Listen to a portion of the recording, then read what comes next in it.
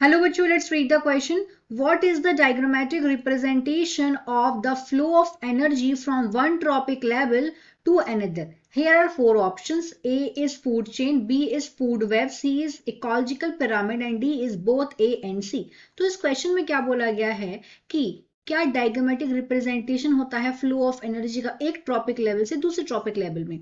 तो सबसे पहले यहाँ हम देखेंगे इस क्वेश्चन का की कंसेप्ट, फिर हम समझेंगे इस क्वेश्चन में बोल क्या रहा है। The key concept of this question is flow of energy. This is the key concept of this question. तो क्या होता है, हमारे इकोसिस्टम में एनर्जी का लगातार फ्लो होता है। एक ऑर्गेनिज्म से दूसरे ऑर्गेनिज्म में एनर्जी का यहाँ पे लगातार फ्लो होता है। तो यहाँ पे लगातार एनर्जी का फ्लो किस तरीके से होता है, हम उस बात को समझते हैं। तो सबसे पहले अगर हम बात करें सनलाइट की, जो सूर्य की किरणें आती हैं, ये कहाँ से आती हैं? ये सूरज से आ रही हैं। तो ये जो सनलाइट है, सनलाइट को कन्वर्ट करते हैं, मतलब लाइट एनर्जी को कन्वर्ट करने का केमिकल एनर्जी में ये कौन काम करता है?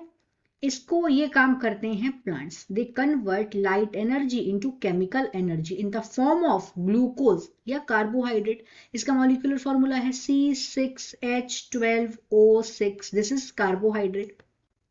अब इन कार्बोहाइड्रेट को, इन ग्लूकोज को जो प्लांट जो खाना बनाते हैं उनको डायरेक्ट कौन खा लेते हैं? हर्बीवोरस एनिमल खा लेते हैं, जैसे कि गाय हो गई, बकरी हो गई। ये क्या है? ये हर्बीवोरस हैं। These are herbivorous. अब जो हर्बीवोरस एनिमल हैं, इन हर्बीवोरस एनिमल को, अभी जो हर्बीवोरस एनिमल है इन्हें कौन खाने का काम करता है? हर्बीवोरस को कार्निवोरस खा लेते हैं। हर्बीवोरस मतलब होता है शाकाहारी, और कार्निवोरस मतलब मांसाहारी जानवर, जैसे कि लायन हो गया, वो हर्बीवोरस को खा लेता है। जो लायन है वो डियर को खा लेता है।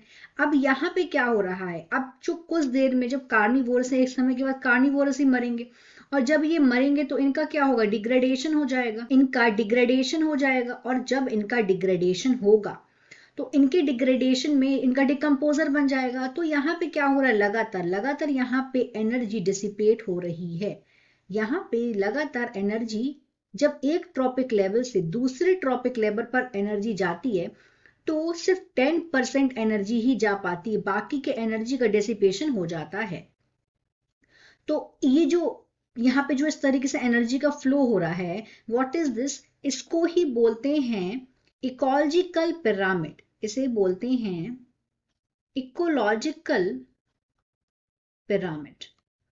इसका एक नाम और भी है, इसको इकोलॉजिकल पिरामिड्स भी बोलते हैं, और as well as it is called ecological pyramid and food chain. यहाँ पे इकोसिस्टम में एनर्जी का फ्लो हो रहा है एक ट्रॉपिक लेवल से दूसरे ट्रॉपिक लेवल पे, और जब एनर्जी का फ्लो होता है एक ट्रॉपिक लेवल से दूसरे ट्रॉपिक लेवल में तो एनर्जी डिसिपेट भी होती है। So our right answer is D, both A and C, क्योंकि यहाँ पे फूड चेन भी है और इकोलॉजिकल पिरामिड भी है। तो देखते हैं फूड वेब का लेकिन मतलब होता क्या है। तो फूड वेब का मतलब क्या होता है? जो फूड चेन है हमारे इकोसिस्टम में, जो फूड चेन्स होती हैं उनका, वो जो इंटरकनेक्टेड फूड चेन्स होती हैं, इंटरकनेक्टेड, तो जो इंटरकनेक्टेड फूड चेन्स होती हैं उनको बोलते हैं फूड वेब, फूड चेन्स। तो इसीलिए ये हमारा राइट आंसर नहीं है। राइट आंसर हमारा है D, both A and C. I hope you understood it well. All the best. Thank you.